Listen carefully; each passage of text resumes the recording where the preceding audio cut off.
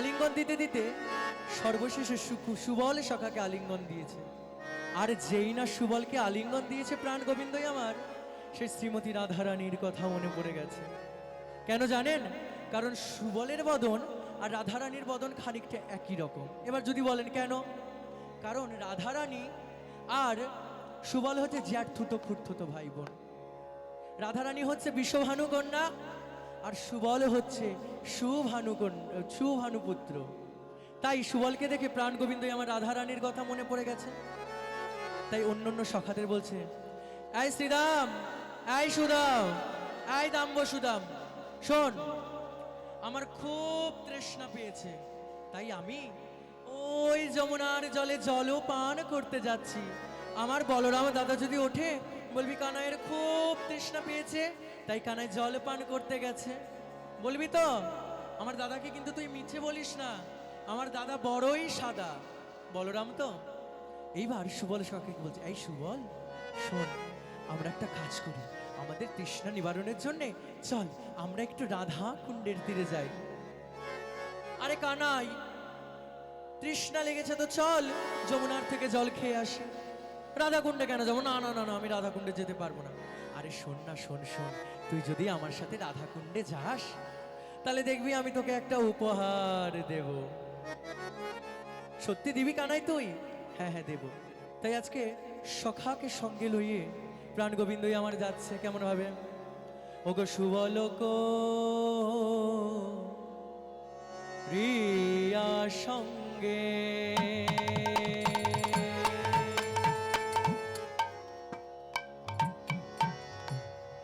বিপিন হার রঙ্গে আহামরি রে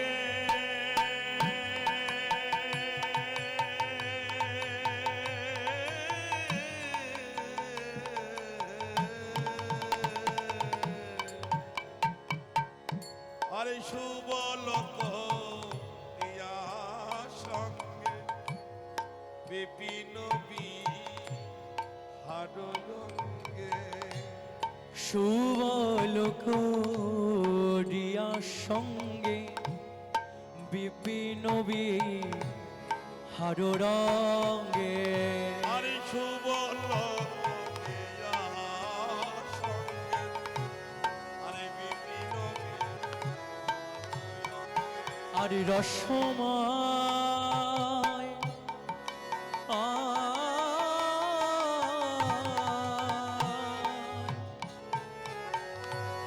রসময় বিদগদ শ্যাম, রসময় বিদগদ শ্যাম, দশময়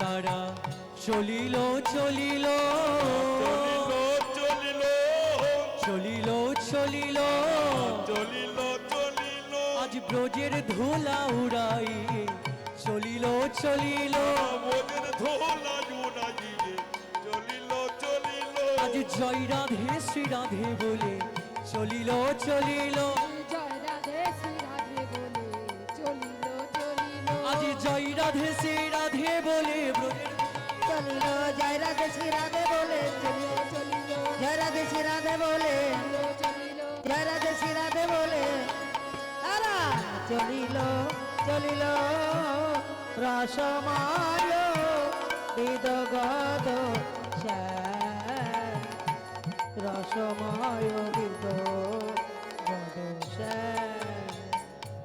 সুবল সুবল দেখ দেখ, রাধা কুণ্ডের আজকে শোভাকানি দেখ একবার, কত সুন্দর রাধা কুণ্ডের তীরে আসি কুসুম কাননে বসি, রাধা কুণ্ডের তীরে আসি কুসুম কাননে বসি শোভা দেখে অতি অনুপম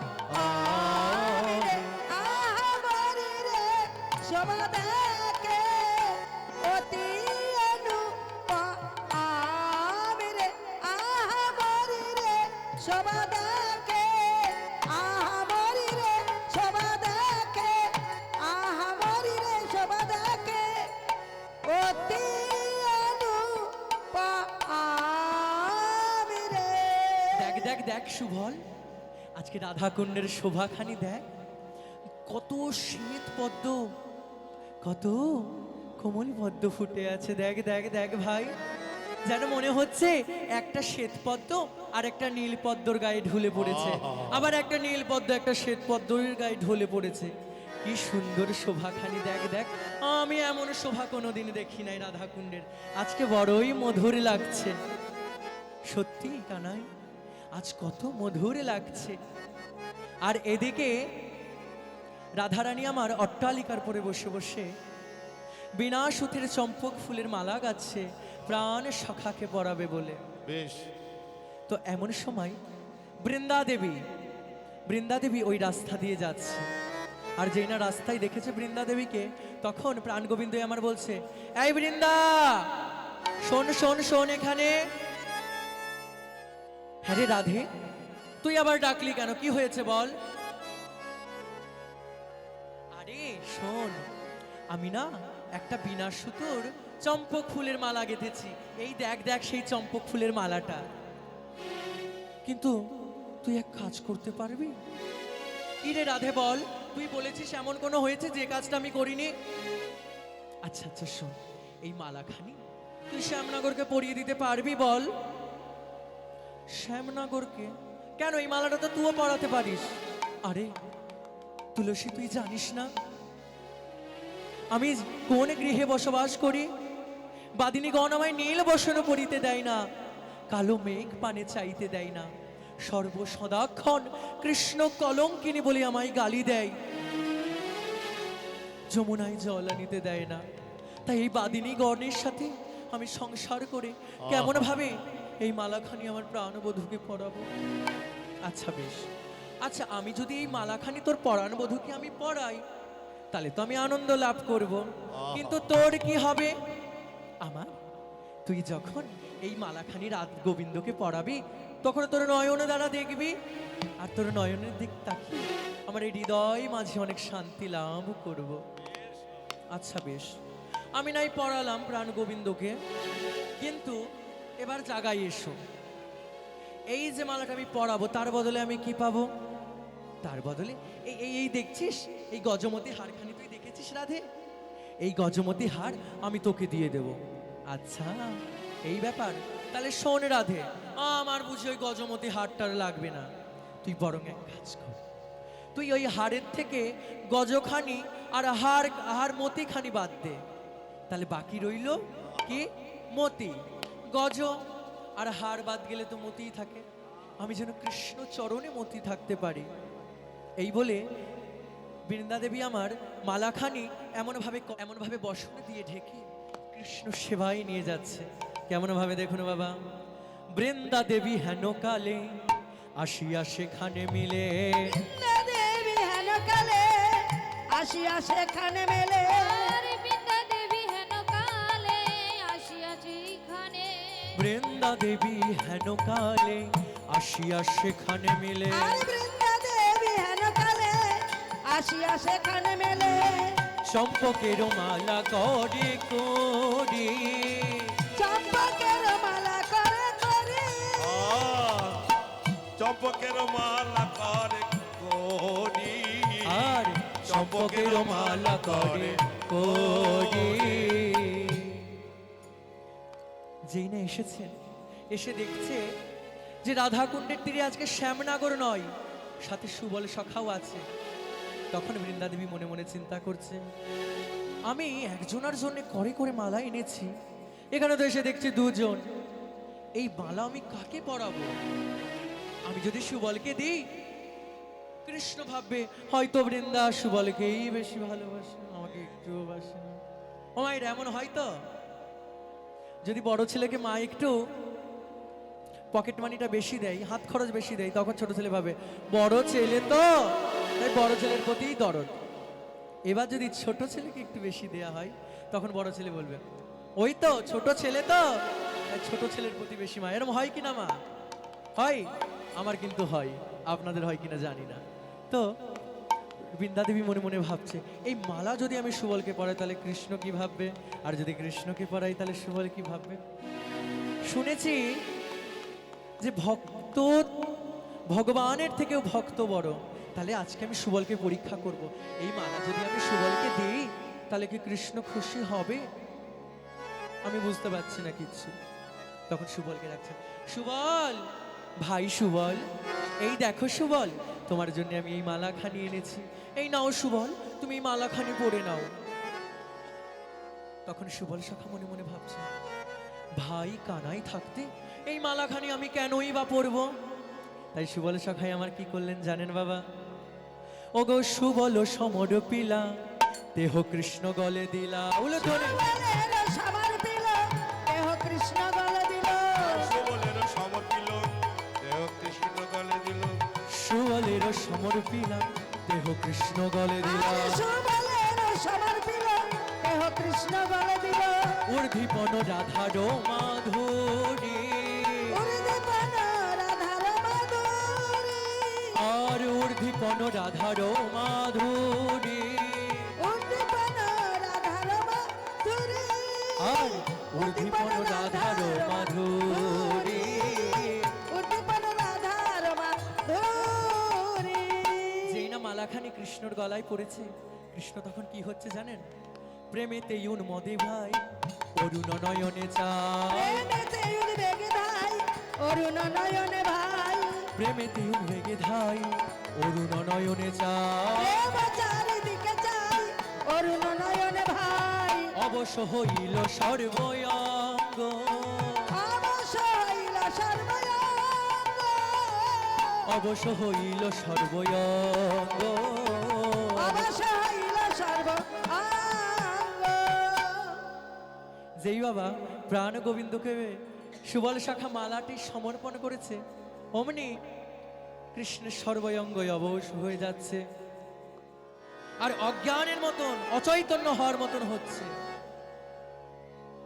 তখন সুবল বলছে, কানাই, কানাই, তোর কি হলো কানাই? কানাই, এই একবার নয়ন দিয়ে দেখ কানাই, কানাই তোর কি হলো?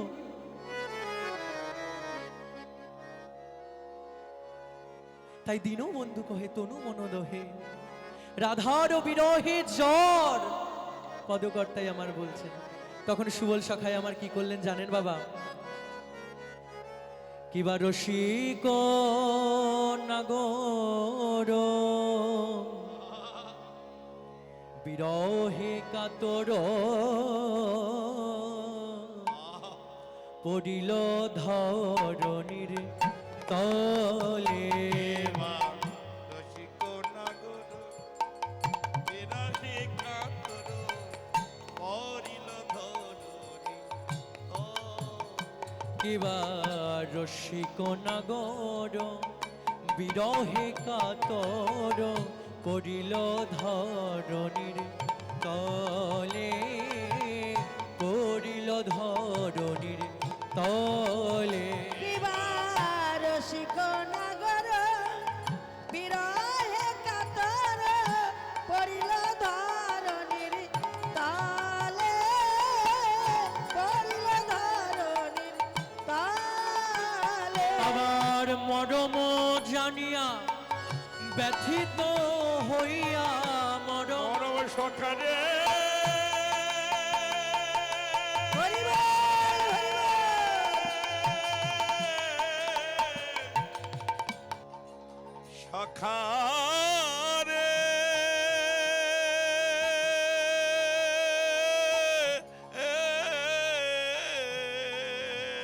আমার পরম জানিয়া ব্যতীত হইয়া সুবল করিল সুবল করিল কোলে। পরম জানিয়া ব্যথিত হইয়া সুবল করিল কোলে, সুবল করিল কানাই, কানাই একবার চোখ মেলে চাই কানাই। আমরা গৃহ হইতে রওনা করেছি, গোষ্ঠে গমন করে কতই না বিনোদ খেলা খেলেছি, এখনো তোর একই হলো কানাই। কানাই একবার তাকা কানাই, কানাই একবার তাকা। ও মায়েরা, কেউ যদি ভগবানকে ডাকবার মতনে ডাকতে পারে, ভগবান কি তার ডাকে সাড়া না দিয়ে থাকতে পারে? পারে মায়েরা? বন্ধু, ভগবানকে আপনি যেমন ভাবে ডাকবেন, যদি নিজের সখা বলে ডাকেন, সখা হয়ে আসবে। আর যদি কিনা বলেন বধূ আমার তুমি, বধূ হয়ে আসবে। আবার যদি কিনা বলেন তুমি আমার সন্তান, তাহলে ভগবানের সন্তান হয়েই আসবে। তার একটি প্রমাণ আছে, জানেন কি প্রমাণ? একবার ওই লীলাচলে ধামে জগন্নাথপুরীর ওখানে একটা ভক্তের কাহিনী ছোট্ট করে শোনাচ্ছি, যেহেতু সময় অনেক অল্প। একজন ভক্ত ছিল, হ্যাঁ, সে জগন্নাথকে খুব ভালোবাসতো, কিন্তু সে খুব জনদুঃখী ছিল। সে দাঁড়ে দাঁড়ে ভিক্ষা করে খেত, দাঁড়ে দাঁড়ে ভিক্ষা করে খেত। তার একটি সন্তান, একটি পুত্র ছিল, আর তার স্ত্রী ছিল। সে দাঁড়িয়ে দাঁড়িয়ে ভিক্ষা করে খেত। তা বাবা, সময় সময় হয় না, মন্বন্তর আগেকার দিনে হতো, তো এখন মন্বন্তরের সময় এসেছে। দাঁড়িয়ে দাঁড়িয়ে গিয়ে ভিক্ষা করছে, কিন্তু ভিক্ষা একদিন, দুদিন, 3 দিন কেউ ভিক্ষা দিচ্ছে না। কারণ দেশে তো মন্বন্তর, জমিদার গৃহস্থরাই খেতে পারছে না, ভিখারিকে কি দেবে? তখন তার স্ত্রী বলছে, স্বামী, আমার 2টো সন্তান আছে, আমরা দুবেলা না খেয়ে থাকতে পারবো, কিন্তু এই 2 সন্তানকে আমি আর কতদিন জল খাইয়ে বাঁচিয়ে রাখবো? তোমার কোনো আত্মীয় স্বজনে নেই? তোমার কোনো আত্মীয় স্বজনে নেই যার কাছে আমার সন্তানকে রেখে আসতাম এবং তাদের গৃহে সমস্ত কাজকর্ম করে দিতাম? দুবেলা দুমুঠো আমার সন্তান 2টোকে অন্ন দিলেই আমি আনন্দিত। তখন বলছে, শোনো, যখন আমার ধন সম্পত্তি ছিল, তখন আমার অনেক বন্ধু বান্ধব আত্মীয় স্বজন ছিল। এখন আমার ধন নেই, কোনো আত্মীয় স্বজনও আমার সাথে আর যোগাযোগ রাখে না। দেখবেন মায়েরা, এই জড়জগতে এই কাণ্ডটা হয়, যতদিন আছে ততদিন অনেক আছে, আর যখন মায়েরা পকেটে আর জোর নেই, তখন দেখবেন ছেলেও আর বাবা বলে ডাকবে না, বলবে, বাবা তুমি আমার জন্য কি করেছো? আমায় তো জন্ম দিয়েছো, তুমি আমার জন্য কি ভবিষ্যৎ করেছো বাবা? তুমি একটা বাইক কিনে দিতে পারছো না, তুমি কেমন বাবা? তাই সংসারকে আপনি যতদিন দেবেন, সংসারও আপনাকে ততদিনই দেবে। আর যখন দিয়া বন্ধ করে দেবেন, সংসার কিন্তু আপনাকে দেবে, থামাবে না। তবে এতদিনে প্রেম, ভালোবাসা, আদর আপ্যায়ন দিয়েছে, এখন লাঠি ঝেঁটা আর ওই গোয়াল ঘরটা আপনাকে দেবে। তাই বলছি, আমার কোনো আত্মীয় স্বজন নাই। আচ্ছা, তোমার কোনো বন্ধু বান্ধব নেই? তুমি তো পাঠশালায় পড়তে। তখন মনে মনে ভাবছি, আমার স্ত্রী এমনও বলছে, আমি কি বলি? হে জগন্নাথ, এই জগতে তুমি আমার বন্ধু, কেউ নেই বললে ভুল হবে। তুমি তো দীনবন্ধু, হরি দীনবন্ধু, চির দীনবন্ধু, জীবের সুখের দুঃখে। তাই তো দেখো, আমার কিন্তু একটা বন্ধু আছে। তোমার বন্ধু আছে? সে কোথায় থাকে? সেই লীলাচলে থাকে। তাহলে তুমি বরং এক কাজ করো, তুমি আমায় নিয়ে চলো সেখানে, তাদের গৃহের সকল কাজকর্ম আমরা দুজন মিলে করে দেব, আর আমার সন্তান 2টোকে দুবেলা দুমুঠো পেট ভরে খেতে দেবে। তখন ভিখারি মনে মনে ভাবছে, ভিখারির নাম হচ্ছে মহন্তি। মহন্তি মনে মনে ভাবছে, আচ্ছা বেশ, হে বন্ধু, হে জগন্নাথ, হে জগতে তো তুমি আমার বন্ধু, আর কেউ আমার বন্ধু না। আমি যদি এখন আমার স্ত্রীকে বলে দিই যে আমার বন্ধু জগন্নাথ, তাহলে তো তোমার উপরে হাসবে। জগন্নাথ, আমি চাই না যে আমার স্ত্রী তোমার উপরে হাসুক। যা আছে কপালে দেখা যাবে। এখন আমার স্ত্রীকে লীলাচলের উদ্দেশ্যে নিয়ে যাই। তাই আজকে লীলাচলে যাচ্ছে স্ত্রী পুত্র কিনে, কেমন ভাবে দেখুন। জয় জয় জগন্নাথ সচির নন্দন, জয় জয় জগন্নাথ সচিরনন্দন। ত্রিভুবনী করে যায় চরণ বন্ধন। ত্রিভুবনে করে যার চরণ বন্ধন। লীলা চলে শঙ্খ চক্র গদা পদ্মধর, নদিয়া নাগরে দণ্ড কুমণ্ডল কর। শঙ্খ চক্র গদা পদ্মধর, নদিয়া নাগরে দণ্ড কুমণ্ডল। কিবা লীলা চলে শঙ্খ চক্র গদা পদ্মধর, নদিয়া নাগরে দণ্ড কুমণ্ডল কর। লীলা চলে শঙ্খ চক্র গদা পদ্মধর, নদিয়া নাগরে দণ্ড কুমণ্ডল কর। নীলাচলে শঙ্খ চক্র গদা পদ্মধর, হরি বলে একাল মৌদানবান। বুঝতে পারছি না। শঙ্খ চক্র গদা পদ্মধর, নদিয়া নাগরে দণ্ড কুমণ্ডল কর। নীলাচলে শঙ্খ চক্র গদা পদ্মধর, আর নদিয়া নাগরি জাদু দেখে হনুমান। বাসুদেব ঘোষ বলে করি জোড়হাত। বসে বলে করি জড় হাত। যেই গৌর সেই কৃষ্ণ সেই জগন্নাথ। আর যেই গৌর সেই কৃষ্ণ সেই জগন্নাথ। এমন ভাবে জগন্নাথের নাম করতে করতে স্ত্রী পুত্র সন্তানকে নিয়ে তিনি যাচ্ছে লীলাচলের উদ্দেশ্যে। এবং যেতে যেতে দূরেই দেখতে পাচ্ছে জগন্নাথ মন্দির। সন্ধে হয়ে গেল। 3 দিন পথ চলতে চলতে ভক্ত মোহন্তী ওই গাছের পাতা আর জল খেয়ে খেয়ে আছে। তার সন্তানদেরকেও গাছের পাতা আর জল খাইয়েছে। তো এখন শরীর আর চলছে না। তখন মোহন্তীর গিন্নি অর্থাৎ স্ত্রী বলছে, আচ্ছা প্রভু, ওই তোমার বন্ধুর গৃহ আর কত দূর আমায় একটু বলবে? আমার বন্ধুর গৃহ ওই তো চলেই এসেছি, চলো। এমন ভাবে মামা দুর্বল হয়ে গেছে। ওই স্ত্রী সন্তানকে নিয়ে একটি গাছ তলায় বসেছে। সন্ধে পেরিয়ে রাত হয়েছে। সেই ভক্ত মোহন্তী আর হাঁটতে পারছে না ক্ষুধার জ্বালায়। তখন রাত যখন হয়েছে, স্বয়ং জগন্নাথকে যখন শয়নে দিয়েছে, তখন জগন্নাথ ওই রত্ন সিংহাসনে আর থাকতে পাচ্ছেন না। তখন জগন্নাথ কি করেছেন জানেন?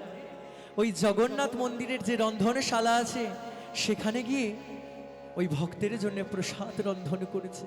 আর রন্ধন করে এমন ভাবে ঘাড়ে নিয়েছে, আর ঘাড়ে নিয়ে বন্ধুর কাছে এসেছে। বন্ধু মোহন্তী, মোহন্তী, মোহন্তী মৃদু মৃদু তাকিয়ে ভাবছে, আমায় আবার এত আদর করে কে ডাকে? ও মায়েরা দেখবেন যাদের পোশাক আশাক ভালো না, তাদের আজকাল সমাজে কোনো দাম দেয় না। তাই ভাবছি, আমার এই ছেঁড়া পোশাক, আমি একজন ভিখারি, আমায় এমন ভাবে কে ডাকছে করুণ ভাবে বন্ধু বলে। এহ জগতে তো জগন্নাথ ছাড়া আমার আর বন্ধু নাই। তো জগন্নাথ কাছে এসে বলছে, মোহন্তী, এই দেখো মোহন্তী, আমি তোমার জন্য প্রসাদ এনেছি, এই প্রসাদ তুমি পেয়ে নাও। প্রসাদ? তুমি কে গো, এমন ভাবে মোহন্তী বলে আমায় ডাকছো? আরে আমি তোমার বন্ধু, চিনতে পারছো না? সেই পাঠশালায় পড়েছি। মোহন্তীর তো পেটে ক্ষুধা, অত কিছু না বোঝে যেই না প্রসাদটা দিয়েছে, স্ত্রী সন্তানকে নিয়ে সুন্দরভাবে প্রসাদ পাচ্ছে। আর এমন সময় ওই জগন্নাথ বলছে, শোনো, তোমরা এই প্রসাদটা পেয়ে একটু বিশ্রাম করো, আমি আমার রাজ সভায় গিয়ে খবর দিয়ে আসি যে আমার বন্ধু আসছে, আমার বন্ধুর কোনো একটা ব্যবস্থা করে দিতে। এই বলে বন্ধু চলে গেছে। তখন যেই না প্রসাদ পেয়েছে মায়েরা, ওই থালাটিকে ধুয়ে ওর ছিঁড়া যে বসন আছে স্ত্রীর, একটা ছিঁড়া কাপড়ের মধ্যে এমনভাবে বেঁধে দিয়েছে। বেঁধে দেবার পর যেমন দু তিন দিন খাওয়া নেই, এখন যেই না পেটে পড়েছে মৃদু মৃদু ঘুম চলে এসেছে, আর যেই না ঘুম এসেছে অমনি ঘুম হচ্ছে। এখন রাত পেরিয়ে যখন প্রভাত হলো, তখন জগন্নাথ মন্দিরে সারা পড়েছে, জগন্নাথের থালা চুরি হয়েছে, জগন্নাথের থালা চুরি গেছে। যে জগন্নাথের থালা এনে দিতে পারবে তাকে 100 স্বর্ণ মুদ্রা দেয়া হবে। আর প্রহরীরা দিকে দিকে খুঁজে বেড়াচ্ছে যে জগন্নাথের থালাকে চুরি করলো, এমন ভাবে খুঁজে বেড়াচ্ছে। আর যখন রোদ্দুরের আলো ফুটছে, তখন ওই যে স্বর্ণ যে থালিটা আছে, ওই স্বর্ণ থালিটাই যখন রোদ পড়ছে, চকচক চকচক করছে। আর প্রহরীরা তখন রাস্তা দিয়ে যাচ্ছে, হঠাৎ করে ভাবছে, এমন ভাবে এত চমকে চমকে কি আলো, এটা আবার কিসের আলো চকমক করছে। তখন প্রহরীগণ ওইখানে গেছে, আর গিয়ে দেখছে ভিখারি নিজের মাথায় ওই সোনার থালাখানি বেঁধে ঘুমোচ্ছে মহা সুখে। রাধে রাধে তখন রাধে। বেত নিয়ে বেত্রাঘাত করে বলছে, ওহে ভিখারি, তুমি জগন্নাথের থালা চুরি করেছো, তোমার এত বড় আস্পর্ধা। বেত্রাঘাত করতে করতে ওই রাজ সভায় নিয়ে গেছে। রাজা প্রতাপরুদ্র বলছে, ভিখারি, তুমি এই থালা কেমন ভাবে চুরি করেছো, আমায় তুমি বলো। রাজা মশাই, আমি এই থালা চুরি করিনি রাজা মশাই, আমার একটা বন্ধু আমায় এতে প্রসাদ এনে দিয়েছে, আর এই থালাতে আমি প্রসাদ পেয়েছি। এই থালাতে তুমি প্রসাদ পেয়েছো? ইয়ার কি করছো আমার সাথে? সত্যি করে বলো ভিখারি, এই থালা তুমি কোথায় পেয়েছো? রাজা মশাই, আমি ভিখারি হতে পারি, কিন্তু বিশ্বাস করুন রাজা মশাই, এই থালা আমার বন্ধুর থালা, আমার বন্ধু আমায় দিয়ে গেছে। রাজ সবাই দাঁড়িয়ে তুমি মিথ্যা কথা বলছো? সেনাপতি, তুমি বেত্রাঘাত করো এই ভিখারিকে। তখন ভীষণ ভাবে বেদ দিয়ে চাবুক দিয়ে ওই ভক্ত মোহন থেকে মারছে। আর জগন্নাথ, জগন্নাথ, তুমি আমায় বিনা দোষে শাস্তি দিচ্ছ কেন জগন্নাথ? তুমি তো জানো জগন্নাথ, এই থালায় আমি চুরি করিনি জগন্নাথ, এই থালায় আমার বন্ধু দিয়ে গেছে, এই থালায় আমি চুরি করিনি জগন্নাথ। তখন মোহন্তীর স্ত্রী পুত্র কাঁদছে, আর মনে মনে বলছে, তুমি যদি জগতের নাথ হবে, তাহলে আমি তো জগৎ ছাড়া নই জগন্নাথ। লোকে বলে তুমি নাকি জগতের নাথ জগন্নাথ, তাহলে আমি তো জগৎ ছাড়া নই হে প্রভু, তাহলে আমার জন্য এমন বিচার কেন জগন্নাথ? আমি যে থালা চুরি করিনি। এবার ভক্ত মোহন্তীকে কারাগারে বন্দী করা হলো। আর যেই না রাজা প্রতাপরুদ্র নিজের রাত্রিবেলায় শয়ন মন্দিরে শয়ন করতে গেলেন, তখন জগন্নাথ প্রকটিত হলেন। আর জগন্নাথ প্রকটিত হবার পর যেমন ভাবে ভক্ত মোহন্তীকে চাবুকের ঘা করা হয়েছিল তেমন ভাবে রাজাকে পেটাচ্ছে। ওহে রাজা, তুমি আমার ভক্তকে কষ্ট দিয়েছো। রাজাকে পেটাচ্ছি, তখন রাজা বলছে, হে জগন্নাথ, আমার কি ভুল হয়েছে জগন্নাথ, তুমি একবার আমায় বলো জগন্নাথ, তোমার কি ভুল হয়েছে? বলো শোনো, ওহে জগৎ। ও আমার বন্ধু মোহন্তী, ও আমার সঙ্গে দেখা করব বলে এসেছে, আর তুমি ওকে চাবুকের ঘাত করেছো। আমি আমার প্রসাদ ওকে দিয়েছি, তুমি বলবার কে? তুমি আমার বন্ধুকে যে কোনো একটা ব্যবস্থা করে দেবে সকালবেলায়। তো সকাল হতে না হতেই ওই ভক্ত মোহন্তীর একটা না একটা ব্যবস্থা করে দিল রাজা। আর সেই ভক্ত মোহন্তীর পরিবার বংশ পরম্পরা এখনো চলে আসছে, জগন্নাথের সেবা করে। আপনার যারা যারা জগন্নাথের লীলাস্বরূপ যে গ্রন্থটি আছে অধ্যয়ন করেছেন, তারা হয়তো সকলেই জানে। তাই আজকে সুবল আমার কাঁদতে কাঁদতে বলছি, কানাই কানাই, এ কি হলো কানাই তোর? একবার তাকা কানাই। তাই যেই না চোখ খুলছে না, তখন কানাই কি করছে জানো? কানাই কানাই যখন চোখ খুলছে না, তখন সুবল আত্মহারা পাগল পাড়া হয়ে ওই রাধা কুণ্ডের তীরে ঝাঁপ দিয়েছে। আর ঝাঁপ দিয়ে ওই বসনখানি ভিজে গেছে না, ওই ভিজা বসনখানি নিয়ে উপরে এসেছে।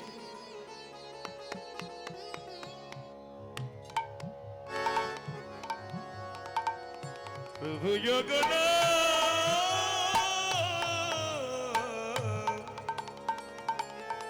প্রভু জগন্নাথ। আর যেই না ভিজা বসন কি করছেন জানেন? এমন ভাবে বসন ভিজিয়েছে, আর ভিজে ভিজে কি করছে জানেন? কিবা বসন ভিজাইয়া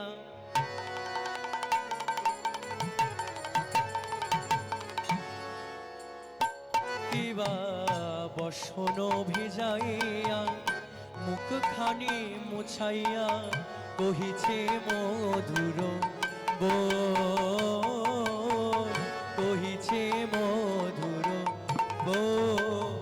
কেবা বসন ভিজয়া মুখখানি মুচায়া কানাই কহিছে একবার তাকা কানাই। মধুর বলে, কহিছে মধুর বলে।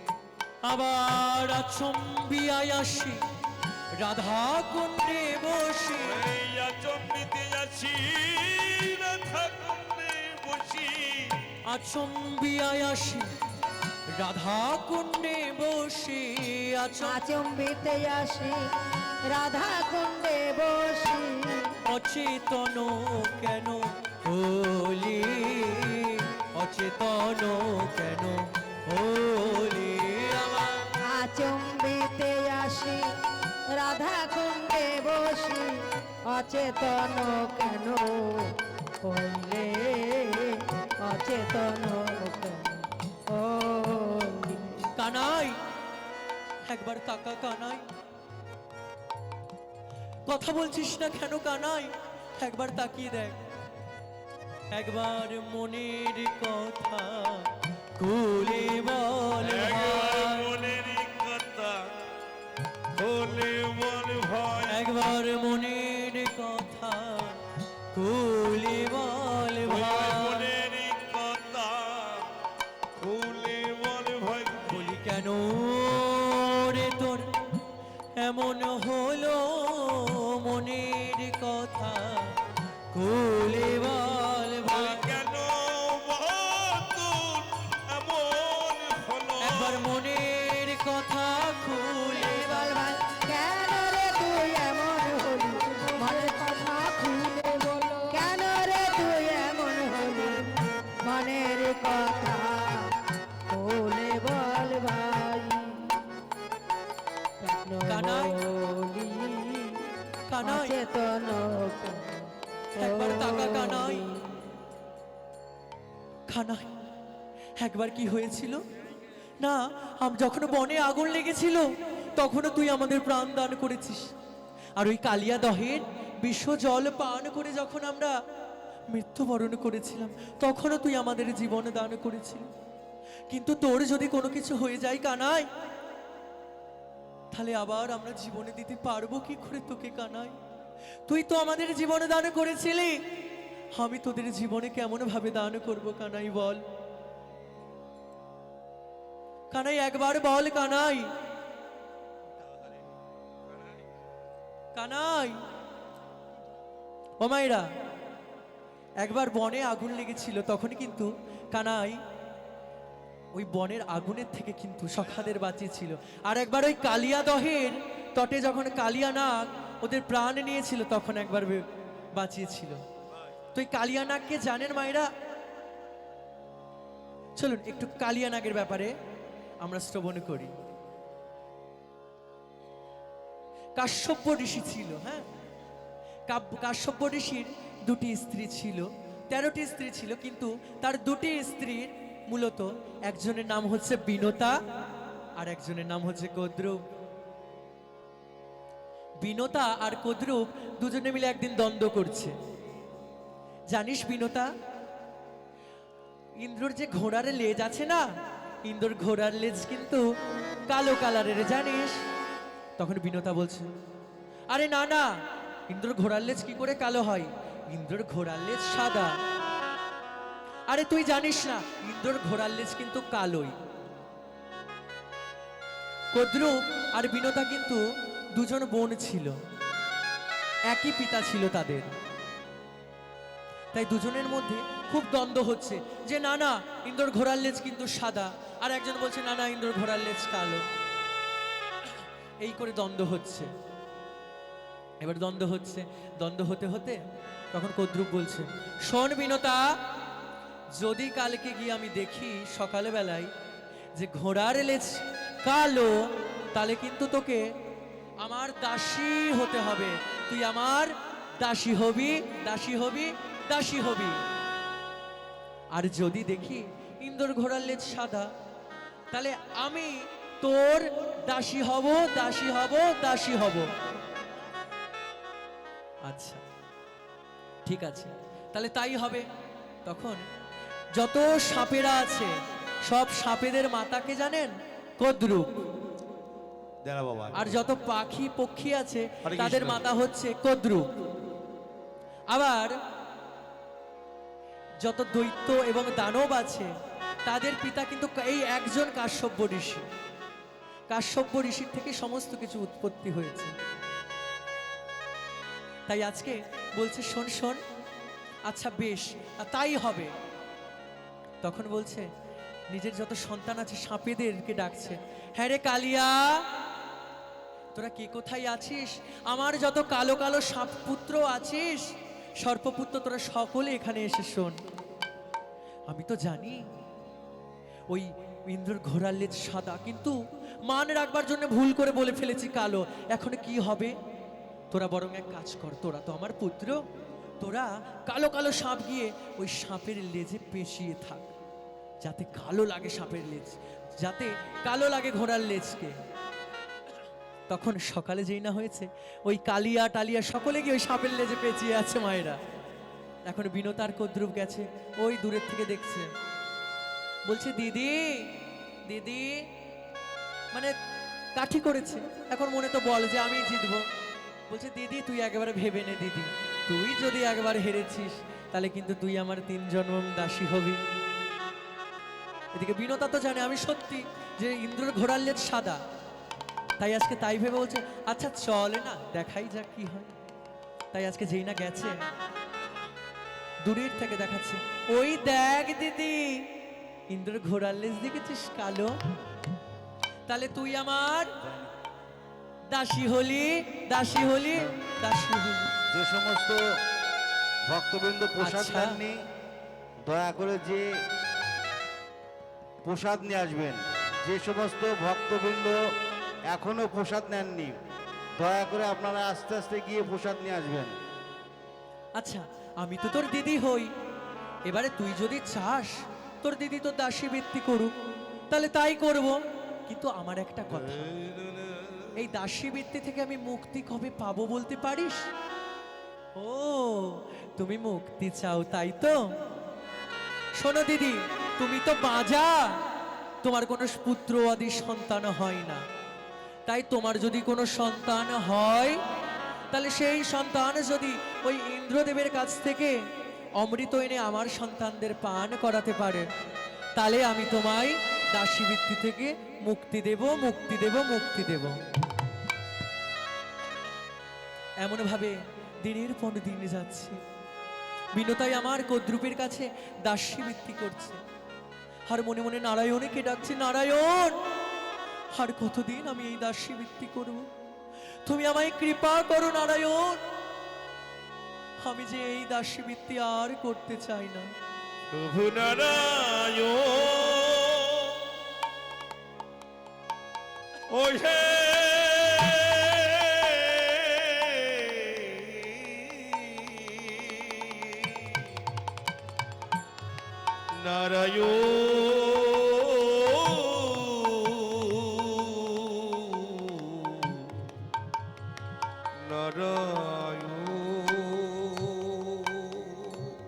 তখন স্বয়ং নারায়ণ প্রকটিত হয়ে বলল, আচ্ছা বেশ, আমি তোকে বরদান করলাম, তোমার একটি সন্তান হবে, আর সেই সন্তানই তোমায় মুক্তি লাভ করাবে।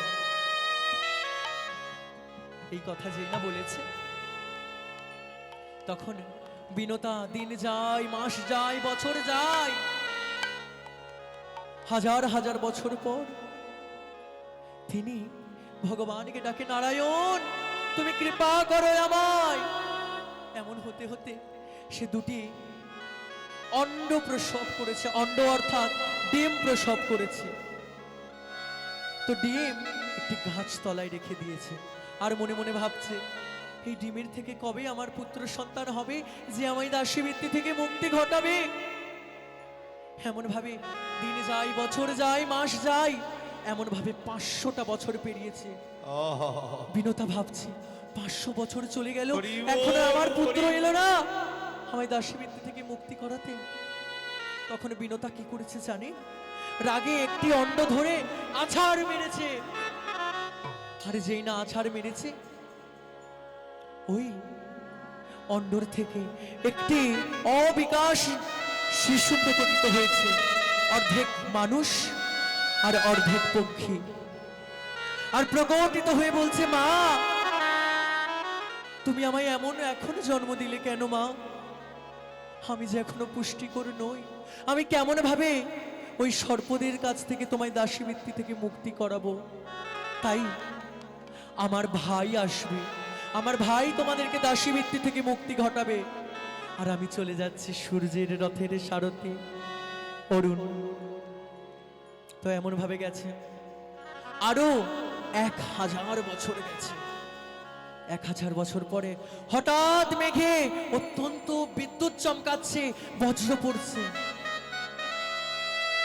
আর ওই যে একটি অণ্ড, ওই অণ্ড ভেঙে বিশাল এক জ্যোতি প্রকাশ, এবং ওই জ্যোতির থেকে তৈরি হলো গরুড় ভগবান।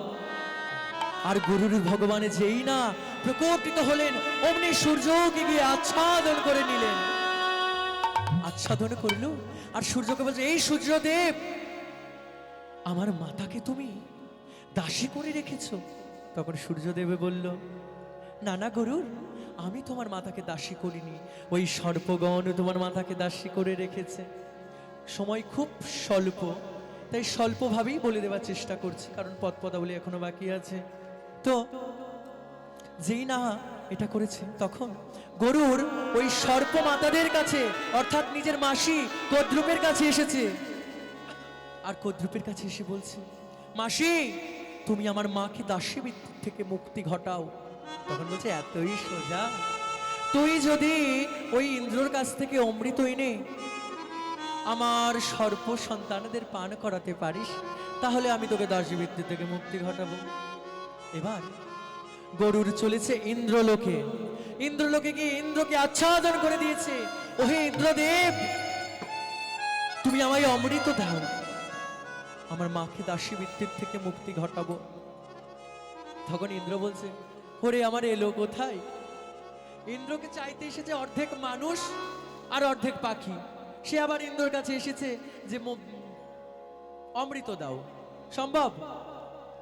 তখন গরুর বলছে, দাদা দাদা তুমি আমায় অমৃত দাও, আমি আমার মাকে দাসী বৃত্তির থেকে মুক্তি ঘটাবো। এই এই দাঁড়া দাঁড়া, দাদা কাকে বলছিস?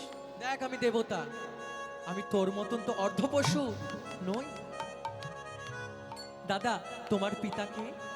কেন কাশ্যপ ঋষি। আমার পিতাকে? কাশ্যপ ঋষি।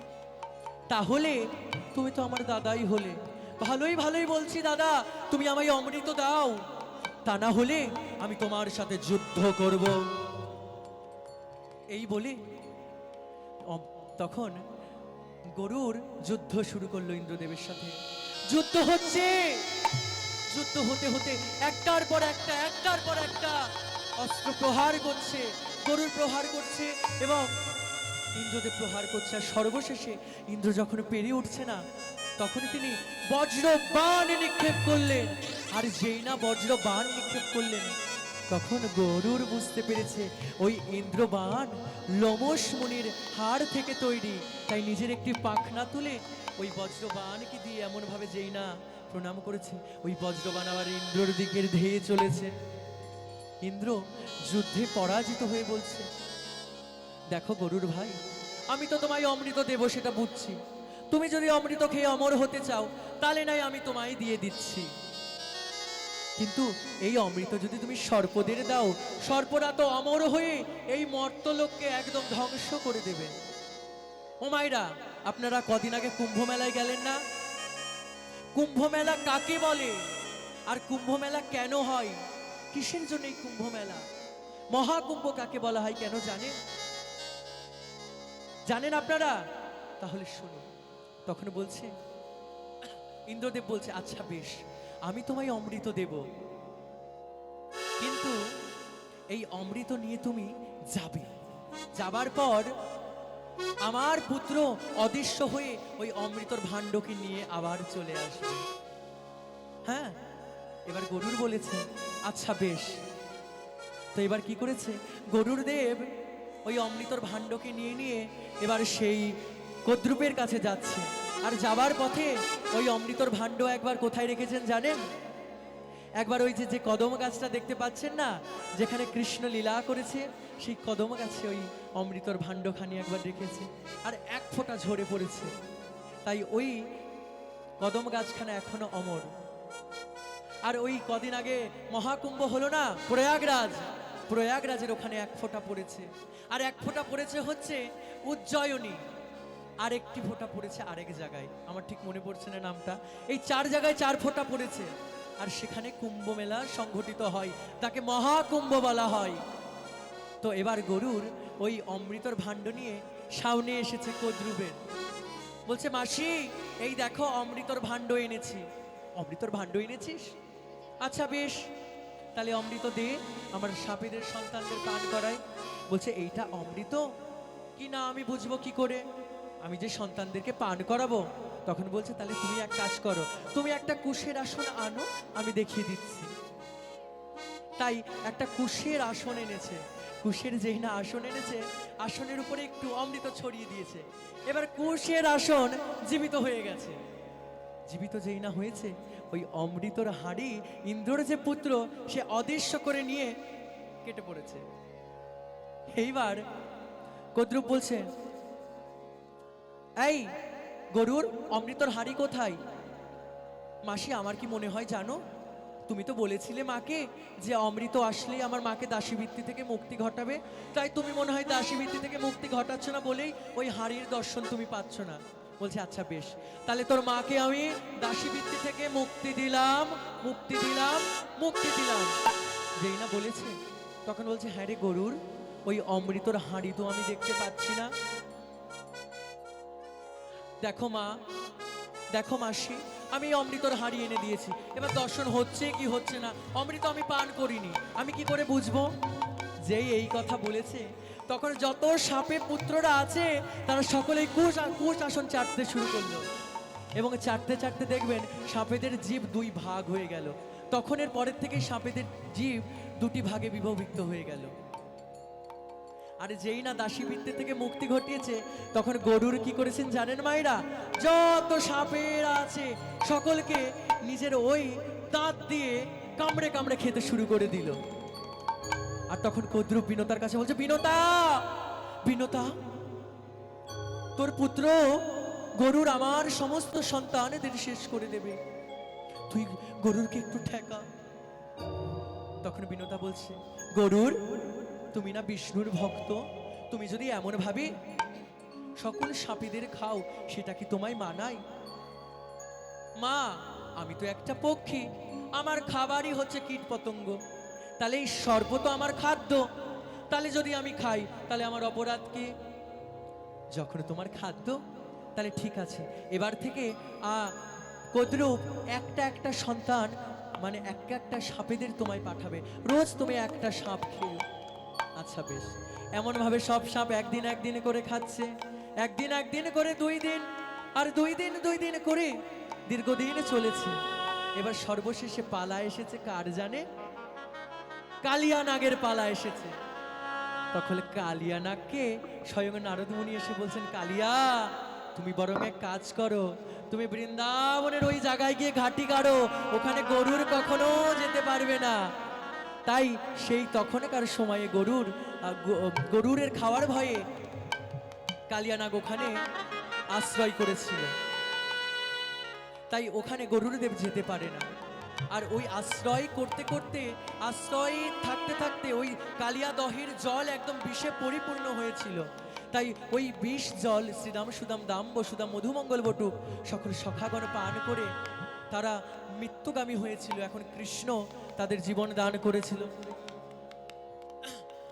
তাই সুবল বলছে, কানাই, আবার বনদাবানলে আরো বিষ জলে, বনদাবানলে আরো বিষ জলে, বনদাবানলে আরো বিষ জলে, বনদাবানলে আরো বিষ জলে, প্রাণদান দিলে তুমি, যে বলো বলিবি সে দ্বারো সুদিব, তাহায় করিব আমি।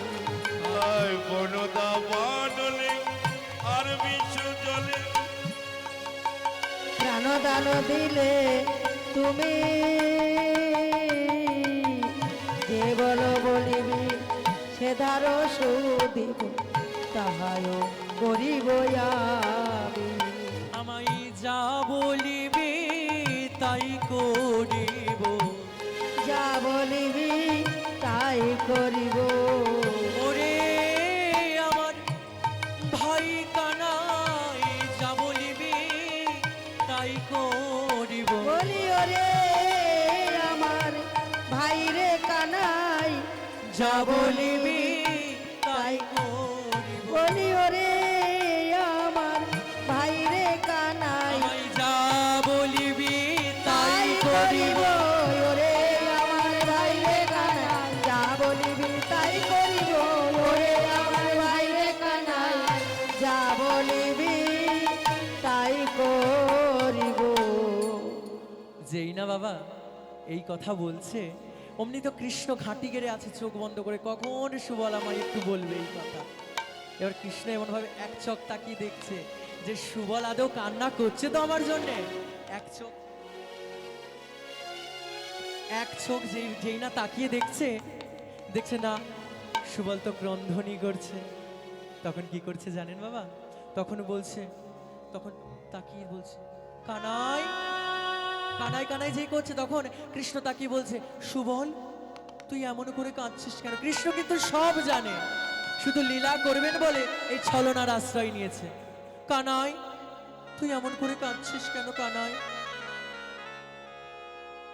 যেই বলেছে তেমনি কৃষ্ণ তাকিয়ে বলছে, আরে সুবল তুই কাঁদিস না সুবল, এই দেখ আমি উঠেছি।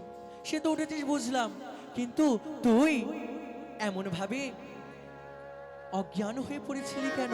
অচেতন হয়ে গেছিলি কেন? তখন কৃষ্ণ বলছে, সুবল আমি বলবো তোকে, তুই রাগ করবি না তো? আরে না না, তুই বলে দেখি কি। শোনো রে সুবল ভাই, নিবেদন করি। শোনো রে সুবল ভাই নিবেদন করি, শোনো রে সুবল ভাই নিবেদন করি। শোনো রে সুবল ভাই নিবেদন করি। শোনো রে সুবল ভাই নিবেদন করি। কইতে বসইলা যে না কহিলে মরি। কহিতে বসাইলা না কহিলে মরি, কইতে বসাইলা যে না কহিলে মরি। কহিতে বসাইলা না কহিলে মরি। গাথিয়া চম্পকের মালা মোর গলে দিলি। গাথিয়া চম্পকের মালা মোর গলে দিলি, গাথিয়া চম্পকের মালা মোর গলে দিলি। গাথিয়া চম্পকের মালা মোর গলে দিলি। চম্পক বরণীরাই মনে যে পড়িল।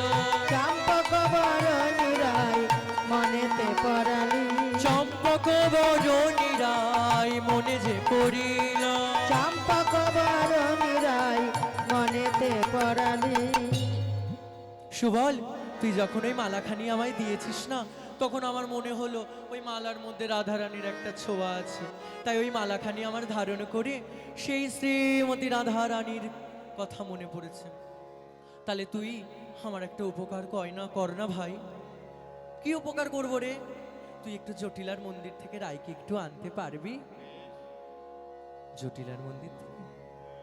আচ্ছা বেশ, তুই যাব ঠিয়া ছয়ে ধনে জটিলা মন্দিরে। যাবাতে ছায়ে ধনি জটিলা মন্দিরে, যাব ঠিয়া ছয়ে ধনে জটিলা মন্দিরে। যাবাতে ছায়ে ধনি জটিলা মন্দিরে। বিষম সংকট স্থান কি বলিব তোরে। হয় বিষম সংকট স্থলে কি বলিব তোরে। আর বিষম সংকট স্থান কি বলিব তোরে। হয় বিষম সংকট স্থলে কি বলিব তোরে। যাবাতে ছায়ে ধনি জটিলা মন্দিরে, যাবাতে ছায়ে ধনি জটিলা মন্দিরে। সুবল, তুই জটিলার মন্দিরে যাবি একটু, আর গিয়ে আমার প্রেমময়ী রায়ধনীকে আনবি। কানাই, এ তুই আমায় কি বললি? তুই যদি বলতি যে বৃন্দাবনের সব থেকে উঁচু গাছ থেকে একটা ফল পেড়ে আনতে, আমি সেটা আনতাম। কিন্তু তুই ওই জটিলার মন্দির থেকে রাধারানীকে আনার কথা বলছিস। আমি পারবো না কানাই। আরে যা না। এই সুবল, যা না। আচ্ছা বেশ, আমি যাব। যদি আমি যাই তাহলে তুই আমায় কি দিবি? যদি তুই যাস তোর জন্য একটা বিশেষ বলেছি না আগেই, উপহার আছে। তাই শোন, যদি মিলাইতে পারো আনিয়া তাহারে।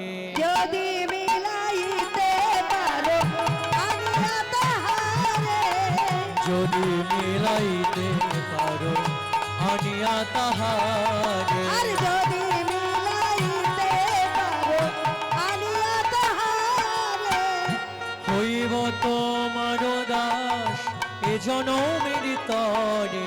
হয় হইব তোমার হদার এ জনম তোরে। আমি হইব তোমার দাস এ জনমের তরে।